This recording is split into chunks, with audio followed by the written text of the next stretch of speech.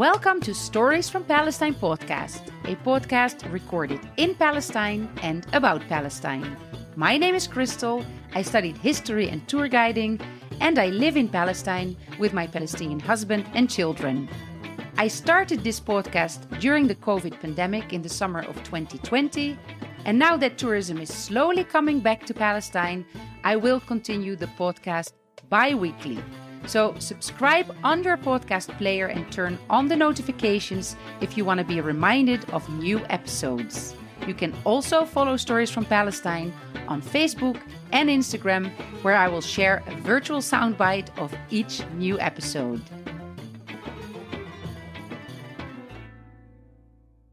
Today, I'm talking to Colette Ghunim, who is the daughter of a Palestinian father and a Mexican mother.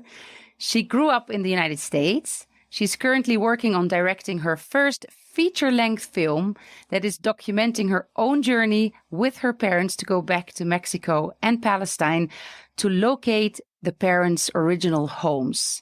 Both of them were forced to leave their homes unwillingly.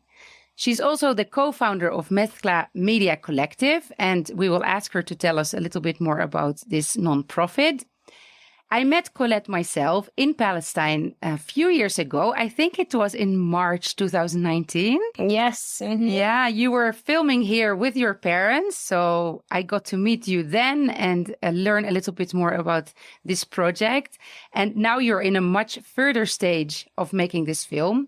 And I was hoping that you can tell us a little bit more about this film that you call Traces of Home. But before we speak about the film, can you introduce yourself a bit more and your family story? Yes, thank you so much for having me. I'm so excited to, be able to have this wonderful conversation, but also to be featured. So thank you. So my name is Colette, and I am a documentary filmmaker based in Chicago in the U.S., and I am also a nonprofit leader. And, this is my first feature-length film. It's called Traces of Home. And it's really following the journey of me returning to both Mexico and Palestine with my parents to try to find their original homes that they were forced to leave as children. But then along the way, beginning to unpack how this trauma of having to leave affected my own relationships with them and my own character and sense of self-worth growing up and disconnected in the U.S. So it's definitely been quite the emotional journey, but, I'm on year 5 now, so the journey's still going with the goal to finish it next year. Are you, did you study documentary filmmaking or did you do previous films? Yes. So my father was actually a wedding videographer. So we were always around cameras growing up, my brother and I learned how to edit when I was younger, but I never knew that I wanted to make it my career. I was interested in media and communications, and so I was exploring that in college, and I ended up studying abroad in Egypt. And while I was there, I got to work at a film festival, and that just opened up my world towards documentary film, getting to watch other filmmakers and work and get to actually meet them and learn about their own careers. And I was like, oh my goodness, this is definitely something that I would want to continue to pursue. So I did my first film in Egypt. It was called The People's Girls, and it was about street harassment in Cairo, and it was half an hour long.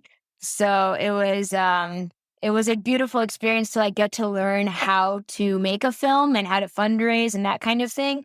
And that really set me up for success to be able to fundraise for now my current film, Traces of Home. I read that video, it went viral very quickly. Do you know anything about after that? Did that video change something in Egypt? Did it open up discussions? Yeah, so when we made that trailer, it was in 2014, and it was definitely at the very beginning of the Me Too movement worldwide. And after we created that trailer, there was a huge uproar of other viral videos that were created about what it was like to walk as a woman in New York or in this place, in this place, in this place. And so it created a chain of a lot of people just putting harassment out into the forefront. And I feel that definitely with this film, we were able to break this taboo subject that people wouldn't really talk about it in Egypt, or people were afraid to be blamed for wearing whatever or talking, however, that kind of thing. And that by having women come out and say their stories, that it just created a lot more strength for a lot of other people to come out with their stories. And also to start shifting the perspectives of why this is happening in Egypt and how to fight back. Yeah, and then I guess that with that experience, you also know the power of documentary filmmaking and the power of social media. Totally, totally. So I guess that with your new project, with Traces of Home, there is definitely a personal story, but there's also a message that you have that is going to spread worldwide. So I want to talk, of course, with you about this Traces of Home, especially, I mean, the podcast is stories from Palestine and your dad is from Palestine, but your mom is from Mexico. So as a child growing up, how much of those two identities did you experience in your own life? So growing up in the suburbs of Chicago, I unfortunately wasn't connected to either Mexico or Palestine. My parents very much came in the era of assimilation and wanting to make sure that we became as American as possible and not, really connected to our roots. So I didn't grow up learning Spanish or Arabic. I didn't have family around, no food, no culture. It was just like a complete cut. And, this was sort of why I wanted to go on this journey to understand why I was so disconnected and to reconnect to my heritage and my roots, to understand who my parents were too. Can you tell us why they left their homes and why they came to the United States? Yes. So my father was born in 1944 and he was from Safad, which is now, occupied Palestine, Israel. And so when he was 4 in 1948 was the Nakba, and his home was taken and they were forced to escape due to surrounding violence in other villages. And so they crossed the border into Lebanon and never returned since he was 4 years old. And now he's, 78. And for my mom, she was born in Mexico City and had a very wealthy, upbringing, but her father was an alcoholic and very abusive. And my grandmother, after 10 years of enduring this abuse, finally gathered the courage to leave, and she crossed the border into the U.S., took her children, and also never returned to Mexico. So my mom had never been back either since she was a child. So it was just like two places of deep trauma, but also are the roots of all of our history. And so it was super important for us to be able to do this journey to go back together. When you told your parents that you had this idea of going with them to their old homes, how did they respond to that? Yeah, so for my mom, she was very interested, and she's like, yes, I feel ready to go back, and was very curious to know about that past and to see her family and that kind of thing. But for my dad, he was extremely nervous and was like, I'm not going back until there's peace. I don't want to see the occupation and the soldiers. He was just totally not wanting to do it. But, after showing the trailer to different people and inviting him to events where people got to meet him and were like, wow, we're so inspired by you, that it gave him the courage and motivation to be able to go on this journey with us after 70 years. Yeah, I remember when you told me that you were coming, and I got excited for him to come and see Palestine.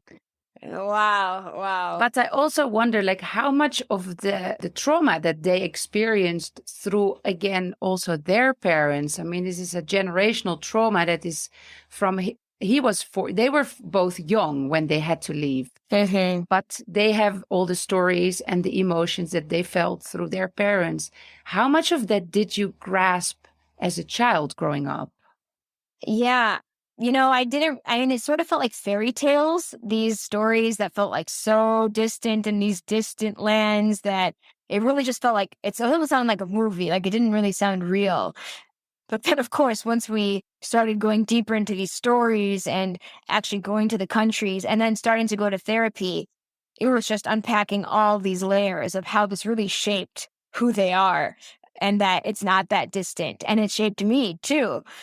So yeah, it definitely came very, very clear to light once we went into production. I'd be very interested to know a bit more about the psychological aspect of that, but that's a very, very personal story. And I don't know if you are also going to tell that through the film, if that's going to be clear, how that I mean, yeah, we're going to see how it impacted your parents, but are we going to also see how that impacted you? Yes. So in the beginning, like when we were together in Palestine, we definitely did not.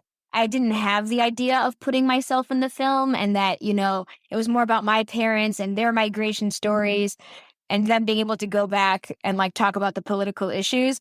And, fast forward, now it's been 3 years later, that it's definitely taken much deeper layers to go into myself and my trauma and how this trauma was passed through the DNA into me. And so I'm definitely planning to like thread my own story within the film to like connect the Mexico Palestine, but then also my own trajectory of understanding who my parents are and who I am too. Once you decided that I want to take my parents, how did you start moving from there practically to find their homes, to know how to travel, where to go? How was that? Yes. So before we went, months before, I started to connect to different organizations in Palestine and in Mexico that specifically for Palestine, that I was looking for research of how, if there were any maps or like some sort of resources that we could use to try to find the house. And there was an organization called Zakrat that is amazing. And they've worked on like doing deep research on the Nakba. And they were able to connect me to this man who had been making a map of my dad's town, Safad, which the map had all that family names in the entire village. And so we spent like hours trying to search for this, like the names and thousands of names. And we were able to find it. Thankfully, we found it on the map. But then we're like, okay, now that we found the map, how do we find it on the ground? So we went with different researchers. They came with us to like try to place where it was on the map to the present day. And it was essential to have them with us because that's how we were able to actually find the home. And then for my mom, we actually were able to find old records of documents and like trying to find birth certificates and that kind of thing, and like death records. And yeah, we were able to find like, I think it was my aunt's birth certificate that it had an address on there. And we're like, okay, this might be it. And then we were able to confirm. So that was a little bit easier actually than the Palestine one. Yeah. Did either of them recognize the home when they saw it? My mom did. My mom remembered like there was a balcony and that kind of thing. My dad said that he didn't remember anything. Before we went, he was like, I have no memory. I was 4 years old. But when we were in Safad, in Palestine, all of these memories just kept like all of a sudden started popping up that he's like, oh, it was made out of white stone, or it was in a valley. And so when we saw the house, of course, it was made out of white stone and it was in a valley. So it was like, yeah, it was really amazing for all of us to just come back up for him when we were there. I know Safad. I've been in Safad. It's a very, very beautiful Palestinian village. Mm-hmm. And it was, unlike many other villages, it was not destroyed Right. during the Nakba. Right. Are the homes of the Palestinians who were driven out of it, Yes. they are still there. Yes. But now there are Jewish Israeli people who live in there. So when you reached to the home, what did you find? Yeah, so, okay, this is a spoiler alert if anyone's going to watch it, but that's okay. So when we got there, we actually got to knock on the door of the house, and we met the person living inside who was like French.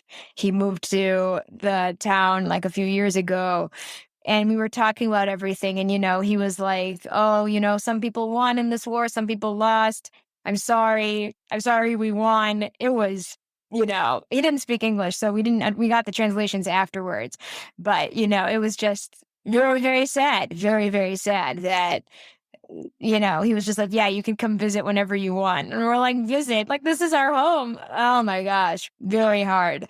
But still so grateful that we got to do it.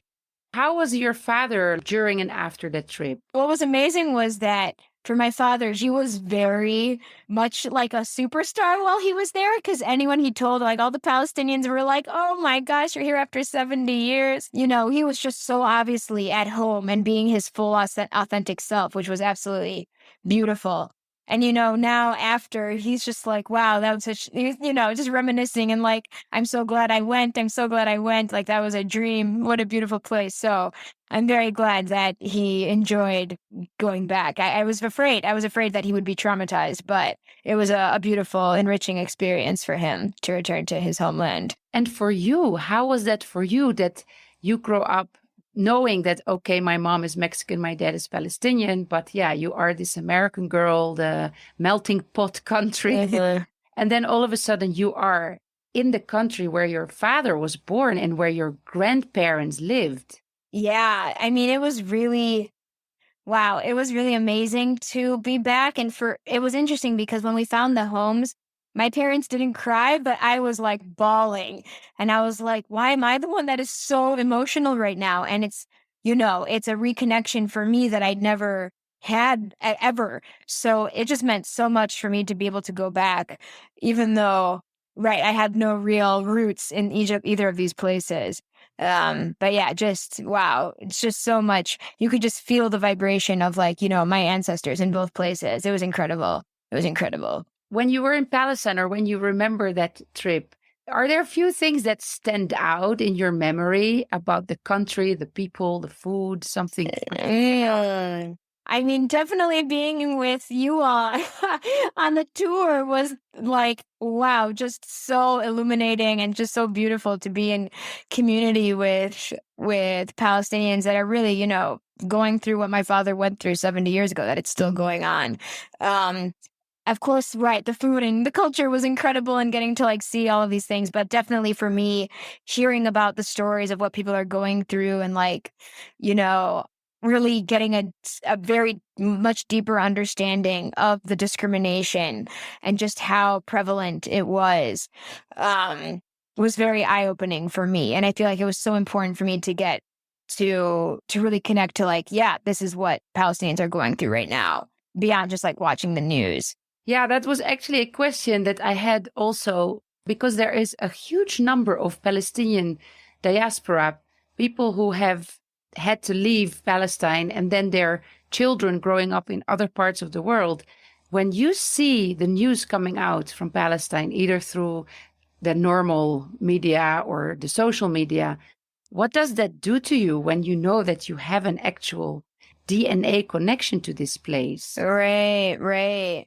I mean, I definitely feel an obligation to do something because, this could easily be me and my family. Like if we were from a different village, that it would have easily been like us in Gaza or us in the West Bank. And so, being able to use my voice and my camera to shed a light on what's happening, it just feels so important. And even with like, like a $20 donation a month, just trying to think of ways of how I can support what's happening on the ground, even in whatever way I can, but definitely through my art and through like documentation and keeping this history alive that is being so hard, like trying so hard to be erased, is the way I feel like I can do my part the most from the US. Yeah, and with this film, first of all, you are going to show the world very important part of the Palestinian history, the Nakba, and how that affected people. Mm-hmm. But in the same time, there is also that connection about the immigrant community in the United States, the Latinos and the Arabs that live in the US. Can you also say a little bit about that? Yeah, so definitely the film is going into, the family separations and the refugee ban, how my parents' stories were so similar to what was happening with the 2016 administration. And I mean, still the family separations are happening at the border. And my mom was separated from her mom for 6 months in Tijuana in Mexico. And so, really putting my story as an example of the next generation that's coming into the US who are going to be disconnected and like still have that trauma from what happened to their parents.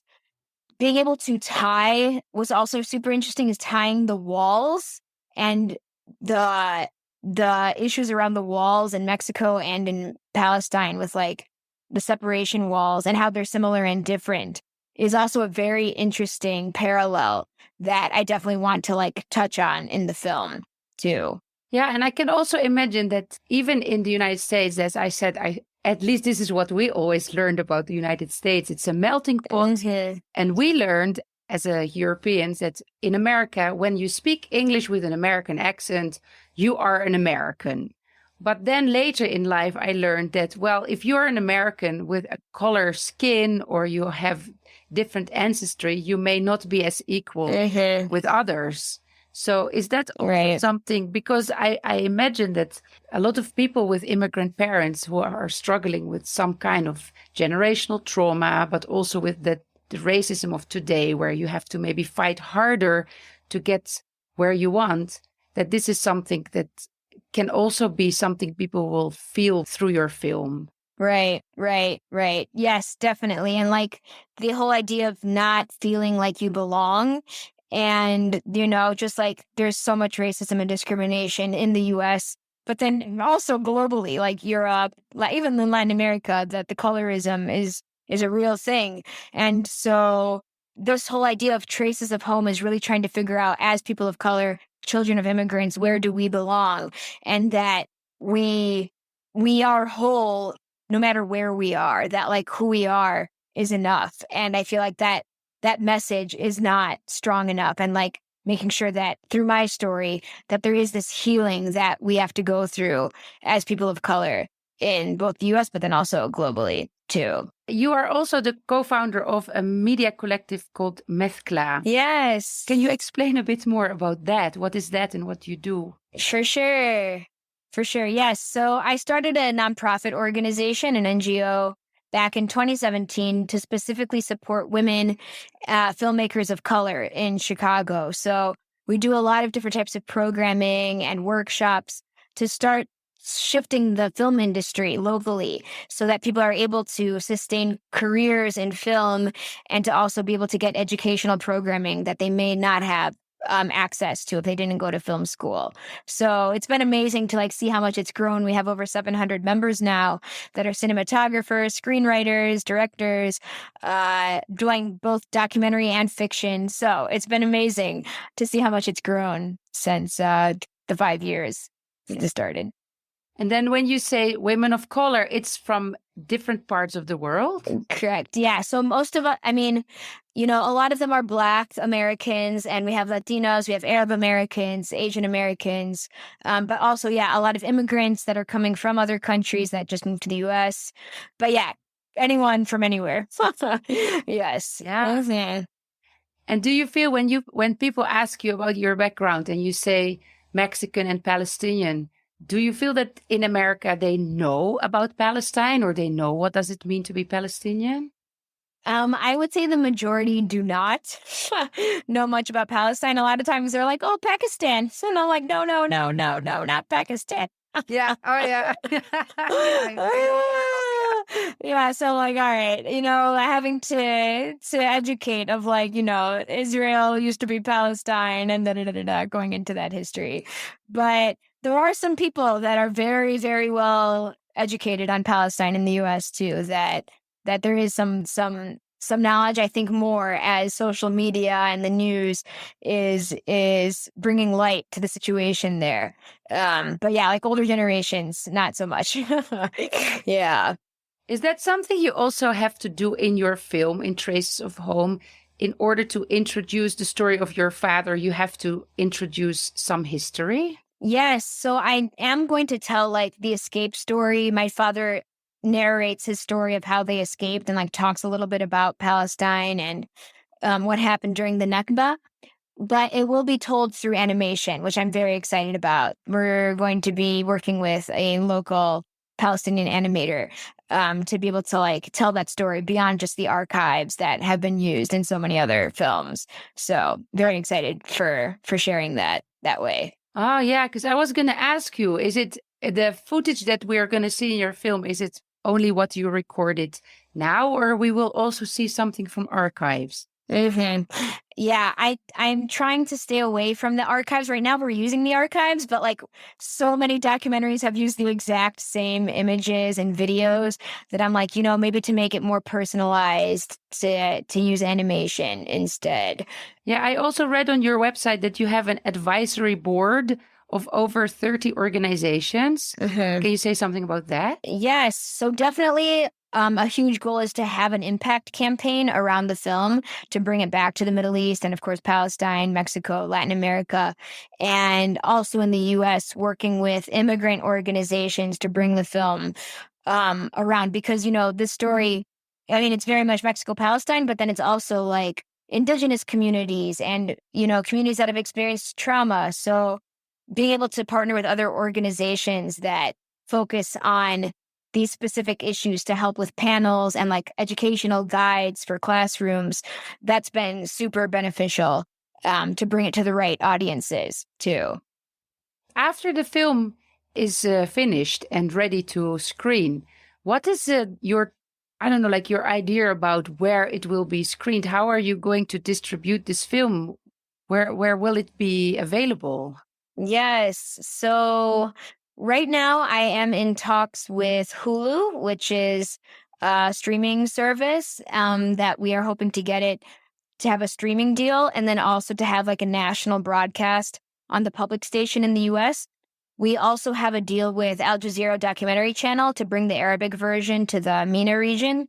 And but the real big goal beyond film festivals and all of that is to have community screenings in different local organizations and local theaters, that kind of thing, to really bring it to the right communities that really need it. Yeah, and I imagine that in order to produce such a feature-length film, it costs a lot of money, right? So, I mean, I remember that at some point I got an invitation to support crowdfunding on Kickstarter, which I did, which means that I still keep receiving the updates, and that's always good, so that you get a little bit of an idea of how things are proceeding. Mhm. But yeah, how was it for you and is it going well, like to find enough funding for this? And especially when the topic is Palestine, does that influence also your options?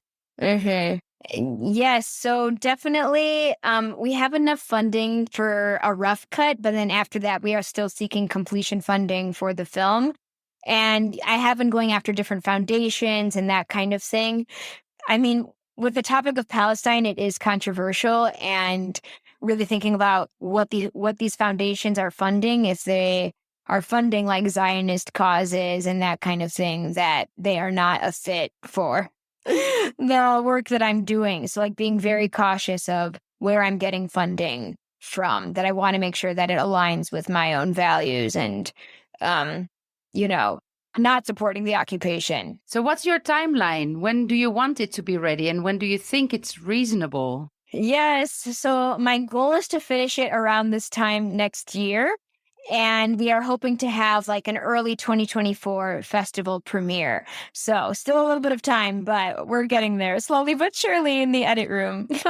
Yeah. Yeah. How many people do you have on your team? Like with how many people are you working? Yes. So I have an editor. She is Tunisian American and based in San Francisco. She's been amazing. Her name is Sarah Mamouri.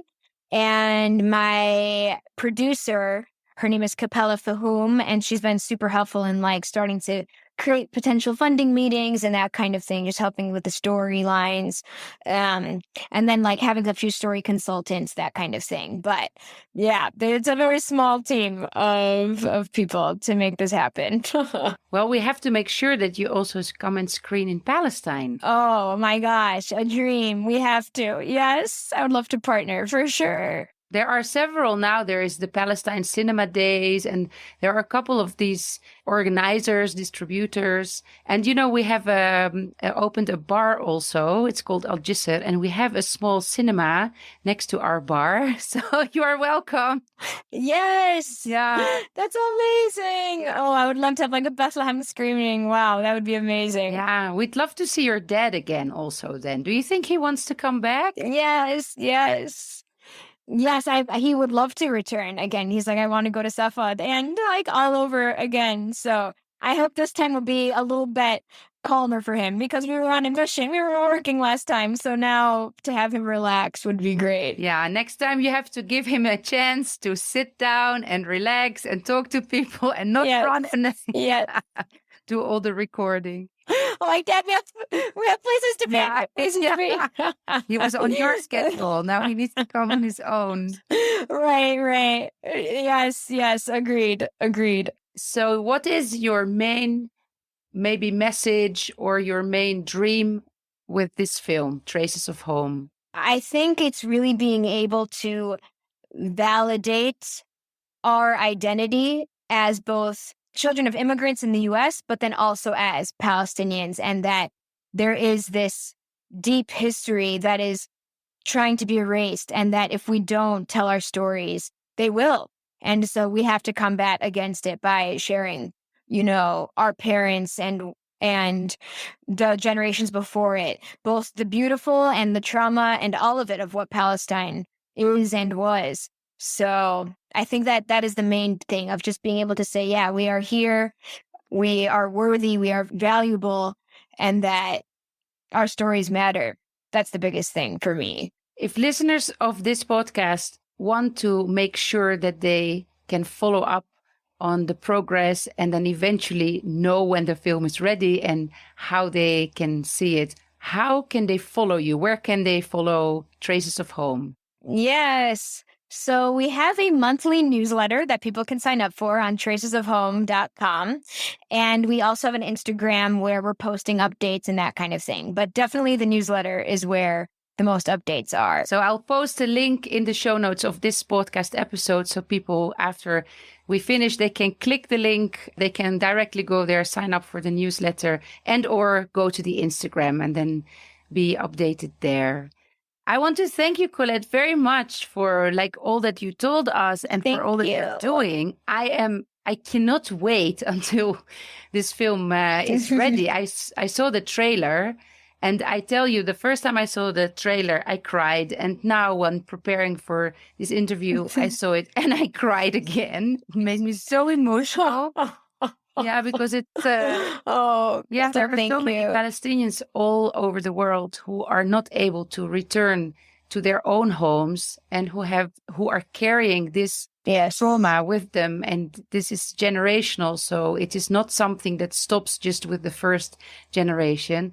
And I hope that your film can help a lot of people, also Palestinians in the diaspora worldwide, when they see it, to maybe realize that I'm not the only one who is walking around with these feelings and these emotions, and maybe eventually can find each other through your film and share that.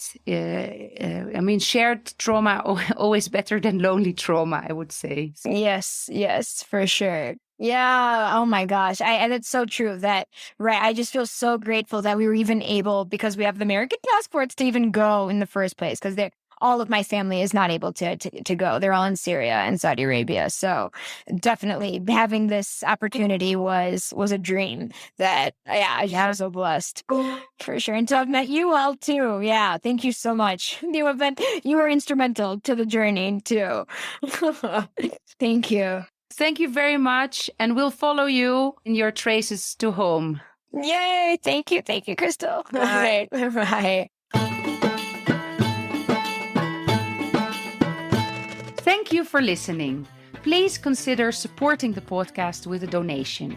It is free to listen, but there are costs involved in the production and quite a lot of time. It's very much appreciated if listeners chip in, and you can already do that with a couple of bucks on the Ko-fi page. You can find the link in the show notes, as well as other links to the social media accounts and the website. I hope you will tune in again for the next episode. Every other week, a new one.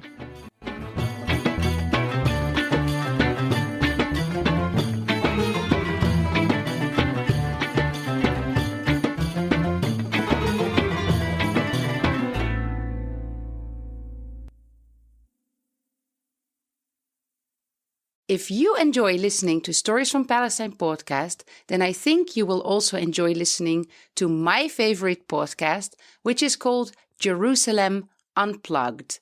You can find it on most podcast players and on social media at Jerusalem Unplugged.